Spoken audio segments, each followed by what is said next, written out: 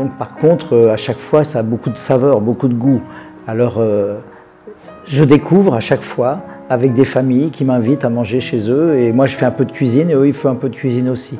Mais la cuisine chinoise est très vaste, hein. Donc j'ai encore du chemin à faire.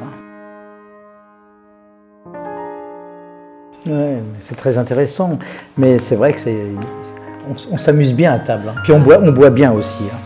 Et si je peux dire aussi, c'est que le tourisme, il y a quand même beaucoup de résidents chinois en France, et que ce soit à Paris ou à Montpellier, ils commencent à avoir des grands shops avec tous les produits qui viennent d'Asie, dont souvent les propriétaires sont des Chinois. Donc ce sont eux qui nous amènent de plus en plus ces produits-là. Et il faut dire aussi que depuis qu'on peut visiter la Chine, beaucoup de Français sont intéressés par le pays et par la culture.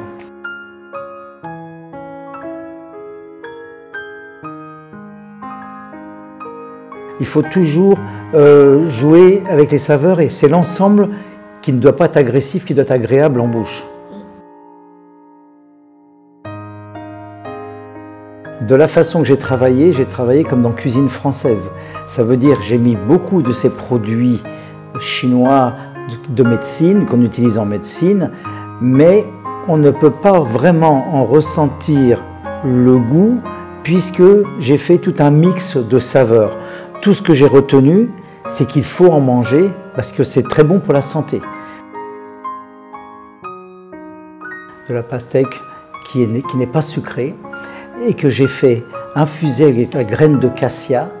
Et avec la graine de cassia, effectivement, j'ai rajouté des baies de koji et du chia parce que tous ces éléments apportent soit des antioxydants, soit ça apporte tout ce qui peut enlever la chaleur dans le corps quand on a très chaud.